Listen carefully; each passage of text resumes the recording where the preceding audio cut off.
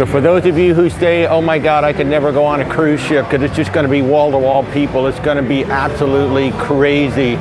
It's about 10:30 in the morning on one of the largest cruise ships in the world. We've got a little over 6,000 people on this ship. I'm down here in the Royal Promenade and down here in Central Park. It's just a couple minutes later, and as you can see, it is nice and quiet here too. So if you're one of these people who's like, oh, I can't go on a cruise ship, it's wall-to-wall people, it's mass humanity. This ship has over 6,000 people on it, but it's also designed to hold 6,000 people, and it is designed to spread people out. Are there venues that will get busy? Yes.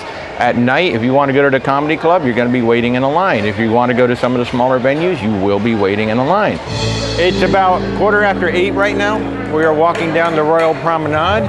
As you can see, we're just strolling along. This is prime time right now on the cruise ship, and we're just strolling along. See, when they make a ship this big, when they make a ship that can carry 6,500 people or 6,300 people, whatever it is, they create a lot of space for all of those people.